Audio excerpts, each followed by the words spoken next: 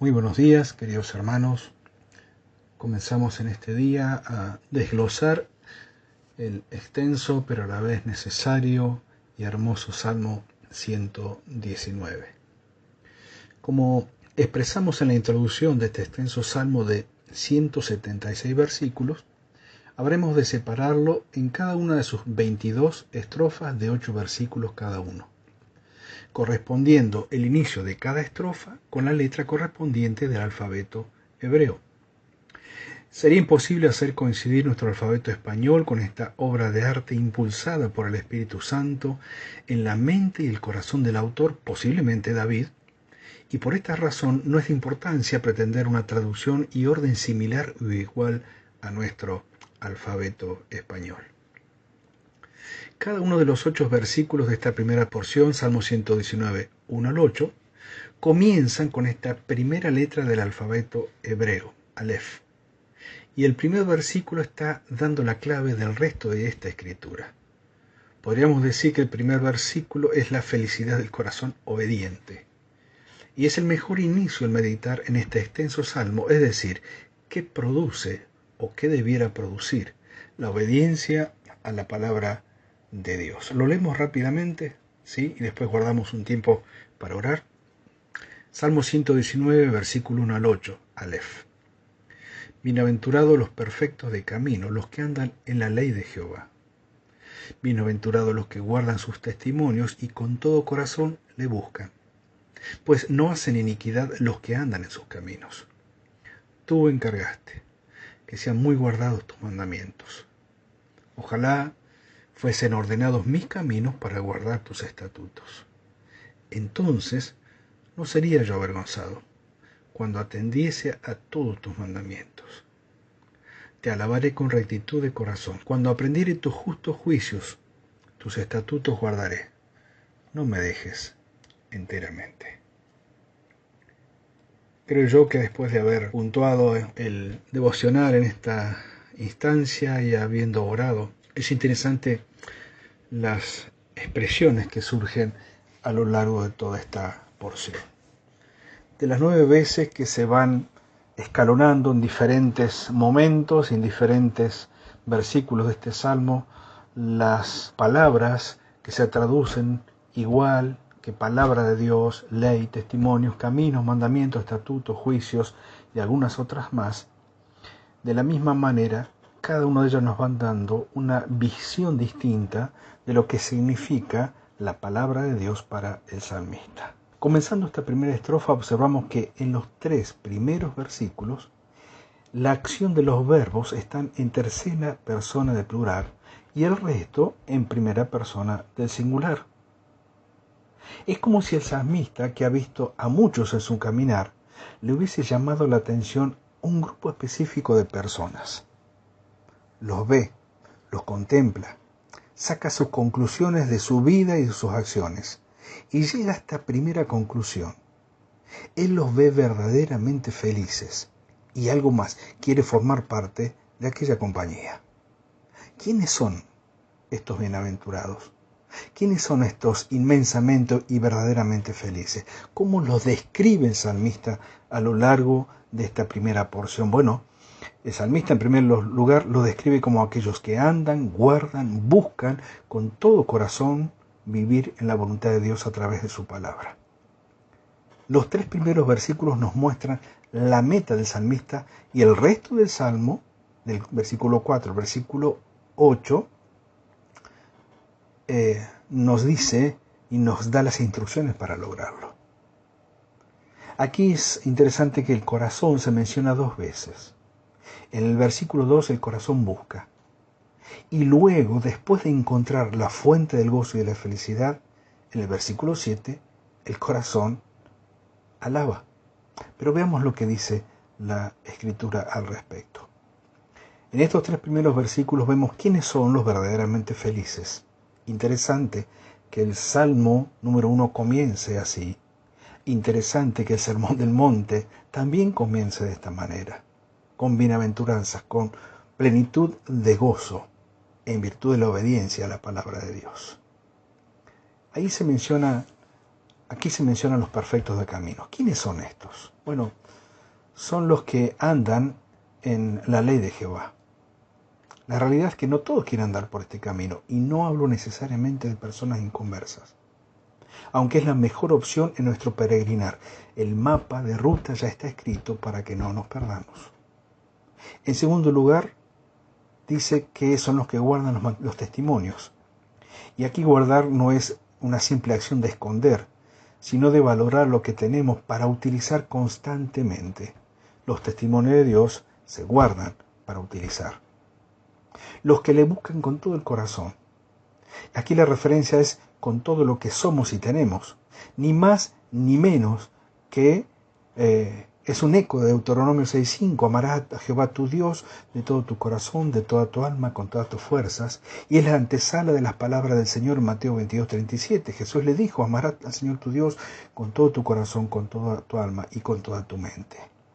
También son los que no hacen iniquidad, lo cual implica una decisión consciente de lo que queremos hacer en respuesta a la provisión de Dios en cuanto a salvación, perdón de pecado, provisión de su Espíritu, la guía de su palabra y un largo etcétera.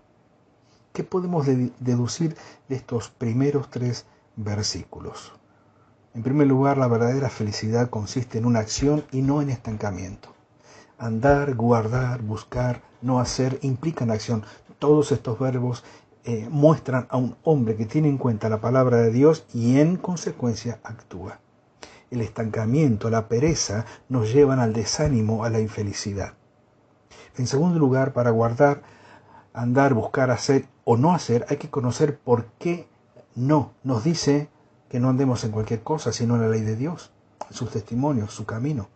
Así que la verdadera felicidad viene de escudriñar las Escrituras, conocer y obedecer la palabra de Dios. En tercer lugar, el que es verdaderamente feliz no se conforma con conocer.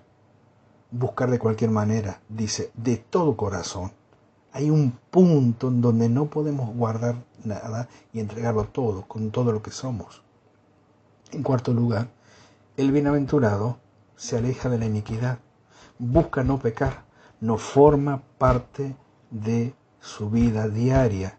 El pecado para el bienaventurado es un accidente. Los caminos de Dios son de rectitud y santidad. En quinto lugar, andar es más que leer, más que estudiar, más que aprender de memoria, es obedecer y es vivir. En sexto lugar, el salmista entendió que había una correlación entre la obediencia a Dios y también la verdadera felicidad. En séptimo lugar, el salmista entendió que había correlación entre buscar a Dios con todo lo que eres y tienes y la verdadera felicidad. Y en octavo lugar, la desobediencia y el darte en parte, no con todo tu corazón, te hace ser menos feliz de lo que Dios quiere para nuestra vida. Ahora bien, a partir del versículo 4, el versículo 8, encontramos un giro. Ya no mira al grupo, sino que se mira a sí mismo. Y se mira a sí mismo habiendo escuchado la misma palabra que escucharon los otros. Él miraba al grupo de los bienaventurados y se dio cuenta que lo que aquellos escucharon, él también lo había escuchado. De más está decir que el versículo 4 podría haber sido la respuesta perfecta de parte de Eva a Satanás en el huerto del Edén. Salmo 119:4 dice, tú encargaste que sean muy guardados tus mandamientos.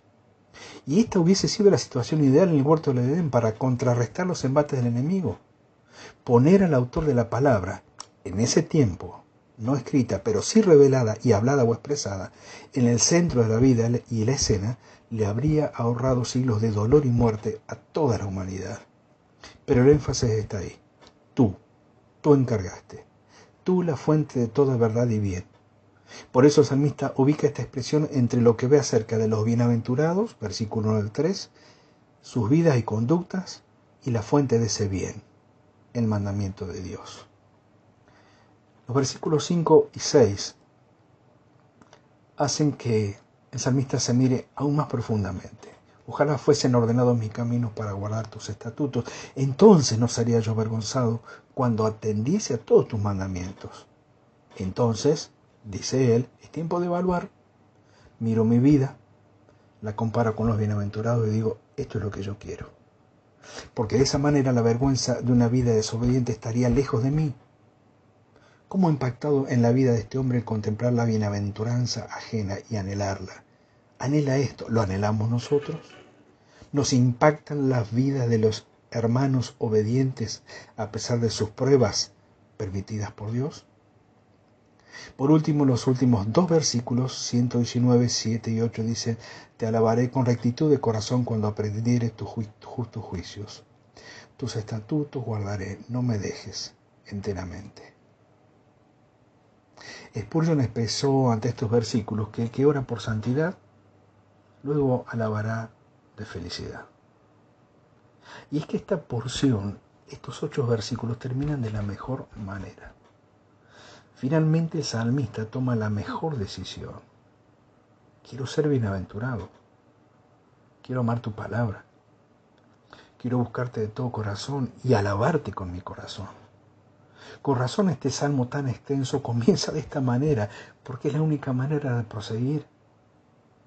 Casi como un juramento, una promesa solemne, termina diciendo: tus estatutos guardaré, pero sin olvidar su propia debilidad. Y entonces sus palabras son absolutamente sinceras y cercanas a nuestra propia experiencia diaria, la de cualquier creyente en esta tierra y en todo tiempo. No me dejes enteramente. Se siente casi como una nota de desesperación en sus palabras, ¿verdad? Él aprendió a conocer, reconocer y amar la palabra de Dios, pero también es muy consciente de su humana incapacidad, sin la obra de Dios en su vida, para vivir la palabra de Dios. Él sabía que si Dios lo dejaba, estaría perdido. Puede que seamos dejados por causa de nuestra desobediencia. El Espíritu Santo se contrista por causa nuestra, pero no enteramente. David fue dejado, pero no como Saúl. Pedro fue dejado, pero no como Judas, enteramente y para siempre.